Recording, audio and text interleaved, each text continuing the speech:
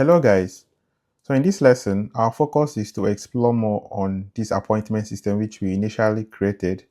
Now basically I'm going to be showing you the integrated terminal provided by this anti-gravity. In the previous lesson, we were able to use this open agent manager to build our appointment system, and basically we don't just end there. There are so many things we have to finish up in this web app, right? And one of the things we have to do is that we need to understand some commands. At the moment, this project is sitting right inside our laptop. No one can access it from the internet, right? So what you have to do is to make sure that this website goes live and anyone can visit the website and have access to it. But before that, there are some testing things you need to understand, which is the use of terminal. You can as well upload files through folder or using GitHub, right, to push your files to a repository. As we said, we have a front end and back end, and they can interact, collaborate, and build something, right? Now, we need to understand the use of terminals because terminals will really help us to communicate remotely, right, from our local system to a remote server. So this anti-gravity provides us with a terminal environment for us to write some commands. So first and foremost, this is the directory of this appointment system. It's located in my system inside documents. So one of the commands when you are using the terminal is ls, which is list. So list is going to list the different files and folders contained within this appointment system folder.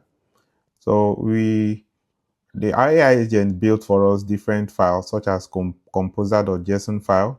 We have this public folder and different other folder, even the vendors folder, the node modules, and so many other ones.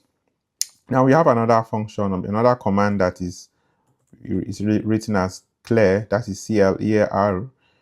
What the clear command does is it clears your screen and you can begin typing. It gives you a larger space and environment where you can write other commands, right? Now we've cleared our command, and what we want to do now is to run the server. So let's revisit this website. Now, first and foremost, I would like to say that you may not really know this part of terminology or this part of tech term, right? Because I don't expect everyone to be techie. So that is why I'll have to write it. So just follow along with me. We have a function called the npm run dev. Now what npm run dev is, this is the npm command, and we are running the development environment on this project.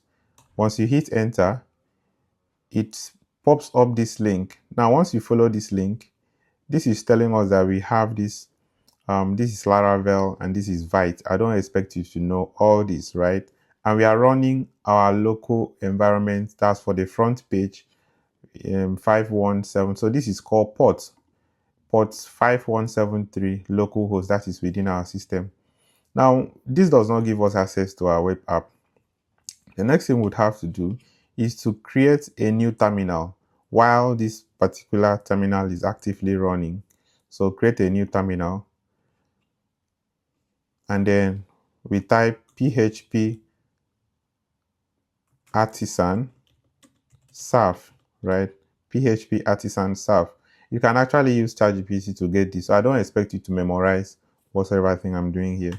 So I hit enter, and we have our server running on this port 8000, right? Localhost 8000. So click on follow this link. Once you click on that, our web app will come up. You can now see our web app, right? So we can have this, we have this login function.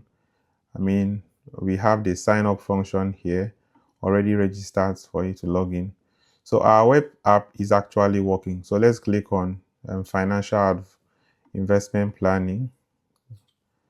So we want to schedule a session with expert consultants. Let's schedule this session by clicking here on 16th. We pick a day, we click continue, fill out the name, email address, phone number, and then proceed to payment. Now, this proceed to payment is not working. We've not implemented any payment integration system, right? Well, I believe you have a knowledge or a glimpse of what we are talking about. Now, this is actually working on our local server, but we don't have it on our live server.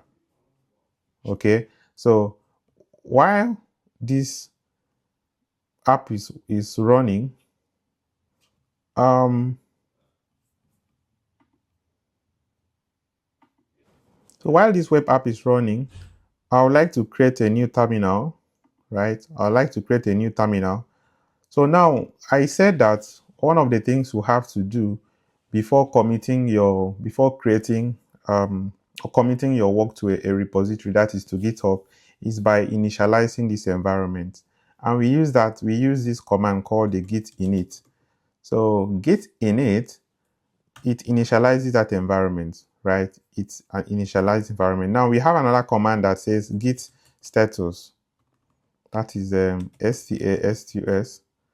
So git status, it shows us files that are not being tracked. Files that are not being tracked. Now these are files that are still living within our system. So it's not really in that control system, right? A version control system where we can't really see this environment, but now it's still within our system. So there's really like an interface between your system and then the GitHub. So we need to commit it to that environment. So later on we push it to our GitHub account. I want to explain this in the best English I could so that you get to know what I'm really doing. So what this is telling us that these files have not yet been tracked. So for you to properly track this file, you need to type git add. Now, if you type git add, remember you give a space, git add. If you want to track each of the individual files, then this is where you type the name of this file, right? Whether it's a folder or a particular file, you just type the name here and you can, commit track it. But we want to make sure we track all the files here so we can commit them to a repository. Now, what we will do is git add, and then we put full stop, then hit enter.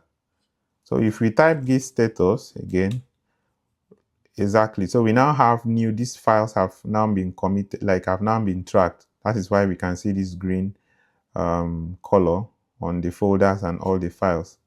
So now that this is all tracked, the next thing you would have to do is to commit it.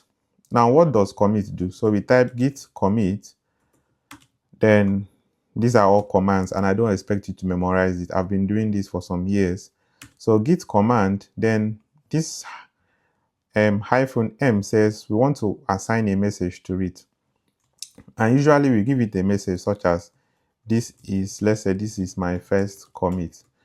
I'm just doing this for tutorial purpose, right? But if you don't really want to do all this, you can ask AI agents to commit all this, make all the commit and even push it to a repository. So I'll say this is my first commit. I'll hit enter. So it creates a mode for all the files. Now all these files are ready to be pushed to your repository. So I don't really want to make this video longer. I've shown you how to use git command to initialize your repository. So in the next video, we would create a repo in GitHub and link it up with our Git so we can then push these files to our version control system, that is GitHub. So thank you so much for following me along, and I believe I've been able to teach you the best I can. If there is any question you have in mind, don't hesitate to reach out to me or drop in the comment section wherever you are watching from. Keep in touch with me, and I would make sure I try my best as possible to attend to your questions. So thank you, and see you in my next lesson.